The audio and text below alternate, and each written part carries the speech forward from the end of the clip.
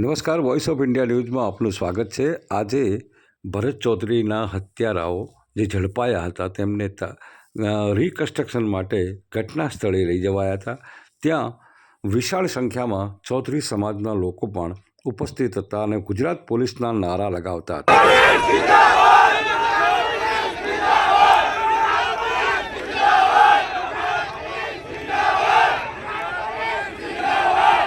જ્યારે ઘટના સ્થળનું પંચનામું થયું ત્યારે મુખ્ય આરોપી ભાર્ગવ અને બીજા અન્ય આરોપીઓએ કબૂલ કર્યું હતું કે આ જ જગ્યા પર અમે હત્યા કરી હતી।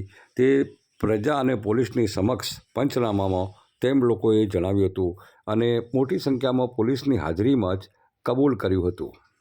અત્યારે વિશાળ જનમેદનીમાં લોકો અહીંયા ઉપસ્થિત હતા અને ખાસ કરીને ચૌધરી સમાજના લોકો મોટી સંખ્યામાં અહીંયા હતા અને ગુજરાત પોલીસ જિંદાબાદના નારા લગાવતા હતા। પોલીસે પંચનામું કરીને આરોપીઓની સર્વિસ કરી હતી।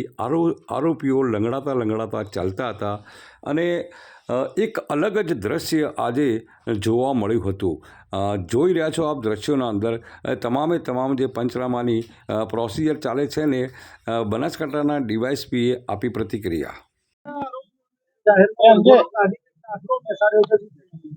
આપને જણાવું કે બનાસકાંઠા જિલ્લામાં 20/12/2025 રોજ જે બનાવ જે જગ્યાએ આ બનાવ થયો હતો જ્યાં જણા શ્રી ભરતભાઈ ચૌધરીનું જ્યાં મૃત્યુ નિપજવામાં આવ્યું હતું એવા જે રીઢા આરોપીઓ પર જ્યારે પોલામપુર પશ્ચિમમાં ગુનો દાખલ થયો હતો એ બાબતે એ લોકોને અરેસ્ટ કરીને 8 દિવસના રિમાન્ડ લેવામાં આવે છે।